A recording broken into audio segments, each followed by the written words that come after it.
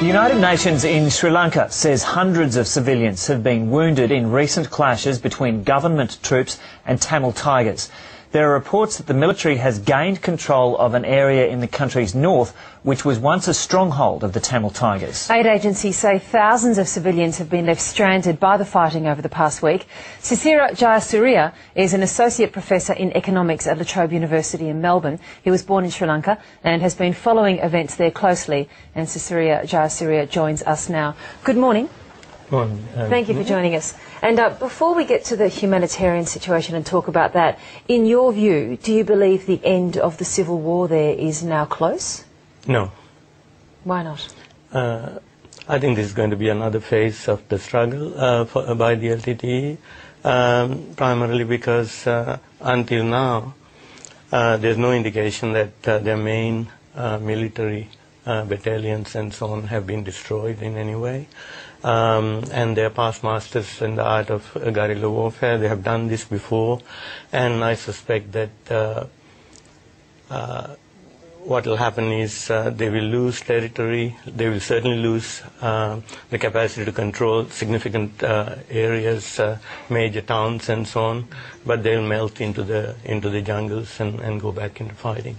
Yeah, so they've lost their last stronghold in terms of a town in the country's north. Surely after that they haven't got anywhere to go.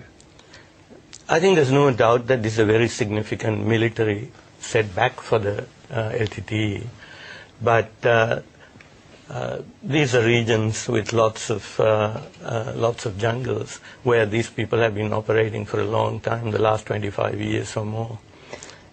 The International Committee of the Red Cross is saying that about 250,000 civilians are trapped in the conflict zone. How dangerous a situation is this for those civilians? It would be extremely dangerous because it's a very small area from what I see in the map where they are trapped. And it's not an area with great facilities, medical facilities, food, all of that would be very hard to get across. And with the fighting going on and the LTT encircled out there, I suspect that these people would be the meat in the sandwich. There are some reports of 300 civilian deaths. The government is describing that as a hoax. What do you think the likelihood of that having happened is? I suspect that it is very high that it has happened. I wouldn't place much credence on the statements coming from the government. I think it's a bit like what is happening in Gaza or Iraq or wherever. There's a ritualistic denial of civilian casualties. So you think it's very likely in the last couple of weeks there's been 300 deaths?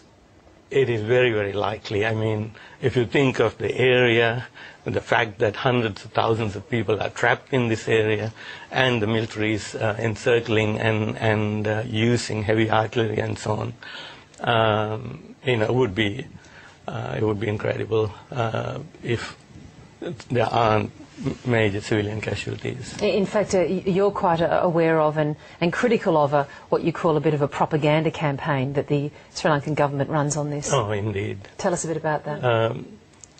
For the last 2 years or so, the government has been engaged in this concerted drive against the LTTE.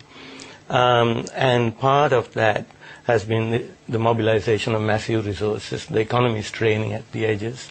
The government absolutely needs to declare a major military victory before the economic crisis really hits. Already it is really putting major strains. And in order to get that and get that quickly, they really have to show that they are winning, which they are in many ways, and two, particularly because of sensitivities internationally, and certainly it's a major factor in South India now, and in India overall, but in South India, the very sensitive issue of civilian Tamil casualties. So they want to ensure that the whole operation is seen to be a very surgical operation. We have seen this before in other global conflicts. Civilian casualties are denied. There are no civilian casualties, all precision targeting of military installations, just not believable. How justified do you think are the claims to a separate state for the Tamils in that region? Yeah, I would phrase it differently in the sense how justified. There's, in my view, I'm a Sinhalese. In my view, there is no doubt that the Tamils have had systematic discrimination practiced against them, at least since 1956. And the majority Sinhalese governments have never really accepted the rights of the Tamils to live in the sort of multicultural society that we see here, for example. It was very clear just a few weeks ago, the current army commander made a statement that this is a country of the Sinhalese. Sinhalese are 75% of the population, and Tamils and others should recognize that they're a minority, and we'll treat them well, but don't expect equality. It's a Sinhalese Buddhist country.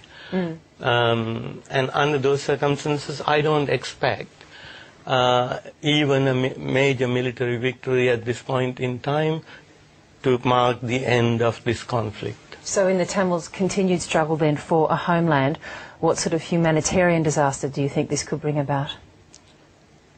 I think in the immediate term, what is likely to happen is these people are trapped. There's much more international attention being paid. So I certainly hope that civilian casualties would be minimized at least. But the continuing conflict will continue to inflict civilian casualties. I expect that the LTT, once they lose territory, will go back into more acts of random terror and so on, which had been their hallmark in the past.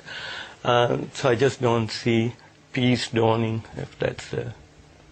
Mr. Jayasuriya, thank you for joining us on the program today. Thank you.